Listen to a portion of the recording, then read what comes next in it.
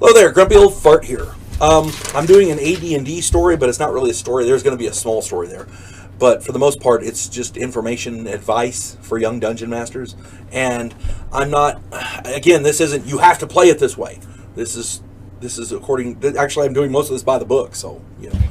But this is something that you're, as a dungeon master, you probably should be aware of. In Advanced Dungeons & Dragons, there are a number of spells and magic items that allow player characters to travel very, very quickly. One of the most infamous is teleportation. It's used all the time, and I've talked about this in a number of other videos. Scrying devices, magic items, and a few others. People who gain an item of teleport are very happy because it allows them to bypass many threats, bandits, ambushes, monsters, etc., while traveling from point A to point B. I've talked about this, like I said, in other videos, and just go check them out. You'll see what I'm talking about. What players usually forget is, and in my experience, they tend to forget a lot, is the inherent dangers of teleportation. There are at least two different types of teleports. The first one, the basic teleport, is a 5th level magic user spell, page 82 of the player's handbook. Excuse me.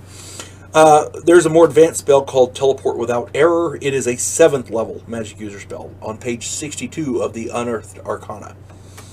The basic spell, from the 5th level spell, lists conditions and limits on weight and such like that, and you need to read that and be aware of it, because there is a weight limit. It also lists a chart which must be used to determine how successful any teleport is. There are 3 categories on this chart. High, meaning you teleported too high and you fall to the ground, or wherever you were teleporting, you fall. Low, meaning you teleport low and end up in the ground. And on target. On target is where you're right where you want to be, which is the best one. Any low result, where the magic user is teleporting into onto a solid surface, results in the immediate death of the magic user. And if you happen to be teleporting with him, guess what? You get dead too. You be a dead person too.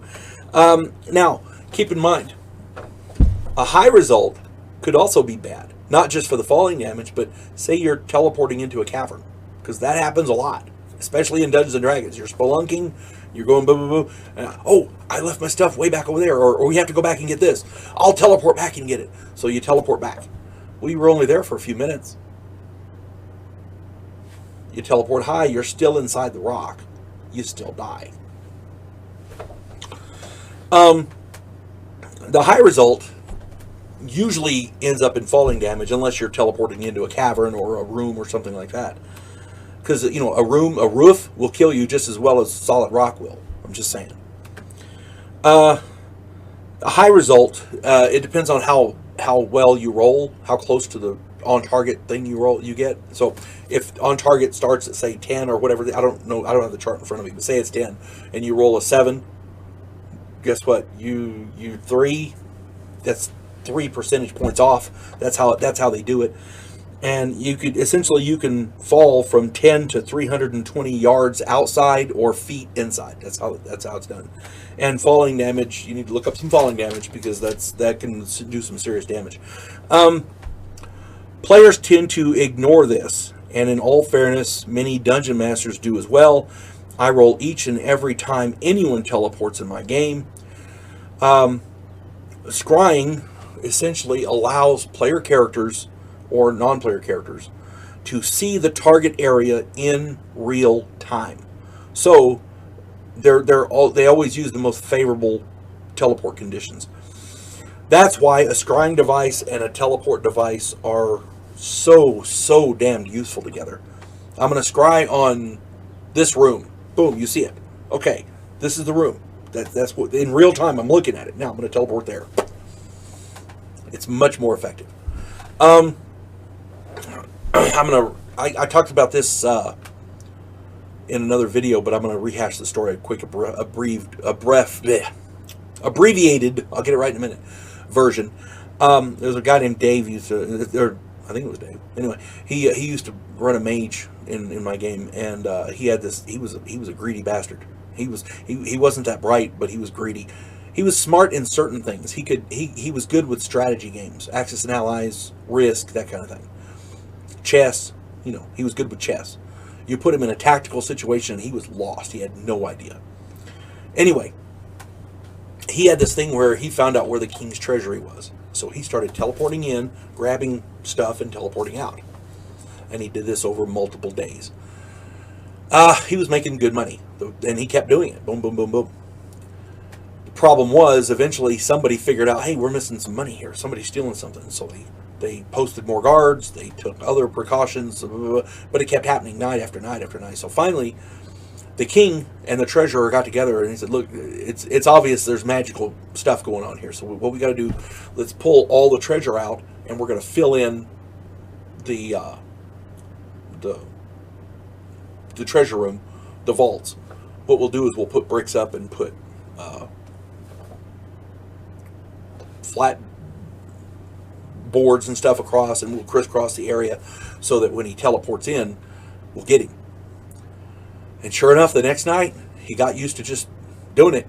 And so he did it, and he died.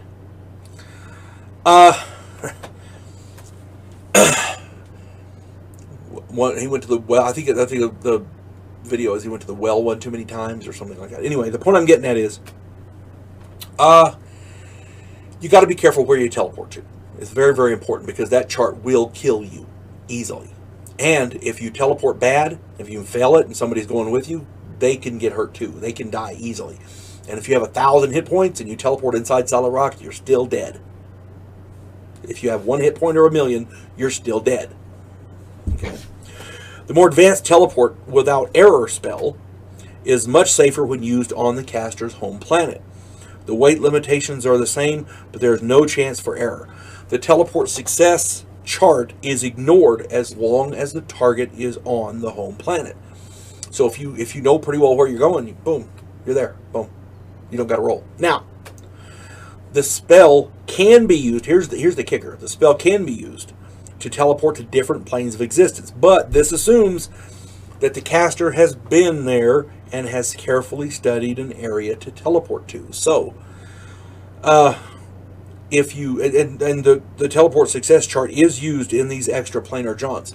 So if your character has never been to the 3rd plane of hell and you decide to teleport there, yeah, you got to roll on that chart, and there's a good chance you'll get killed. Not just by the denizens, you'll end up in rock or some other mishap.